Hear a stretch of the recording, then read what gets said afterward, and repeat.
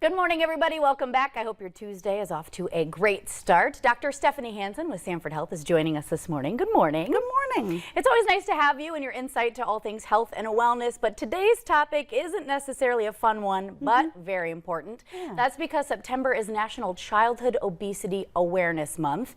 And of course, it's the month right before Halloween where we get into all the sweets and goodies. But the first question I really want to ask you, is there a difference in labeling childhood obesity versus obese adults and how medically that's kind of filtered? Well, if you've ever brought your child for a checkup, you know that we utilize the CDC growth charts to see how they're making progress with their growth over time. And that starts from your very first visit, when you bring your brand new baby to the doctor. With those charts, we have actually some guidelines that tell us who's overweight, who's obese, who's of a healthy weight. And so those are BMI cutoffs. So just like we have our BMI measured when we go to the doctor, kids do that too.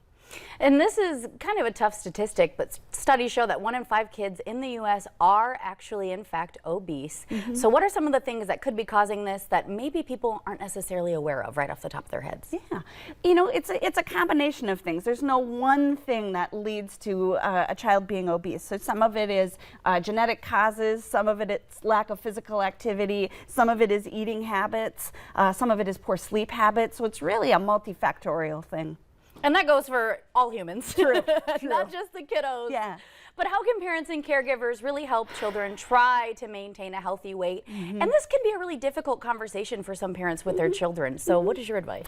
Well, I think the thing that I always look to as parents is model the behavior you want to see. So it's so important for you as an adult to show your child what healthy eating habits look like. So eating lots of fruits and vegetables, not drinking sugar-sweetened beverages, limiting those calorie-rich treats. Notice I didn't say eliminate, but just limiting those, and eating together as a family. It doesn't have to be a big, huge problem to solve. Really, it is just demonstrating that this is the way our family lives. These are the choices we make about eating in our household.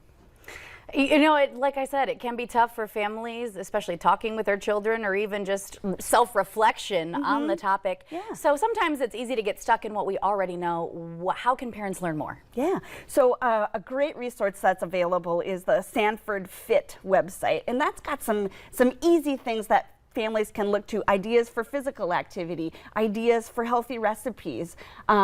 There are some healthy habits that you can adopt, that are not that difficult to do.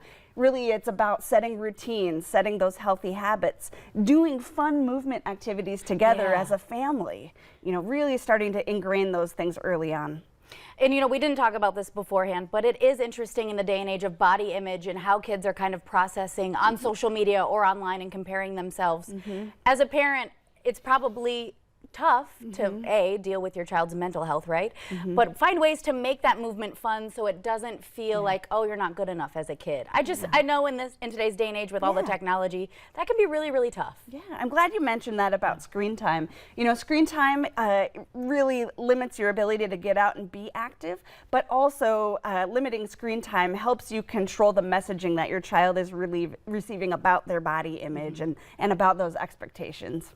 Okay, is there anything else you'd like our viewers to know this morning? Yeah, I think just, again, really modeling those behaviors as an adult, which I realize is not easy to do, but that's the best way to set your child up for success. All right, well, thank you so much for the insight. We're wishing all of you well as our viewers today, and hey, we could all take a little bit of that advice, I'm sure, as well. All right, stick around, everybody. We've got plenty more coming up right here on North Dakota Today.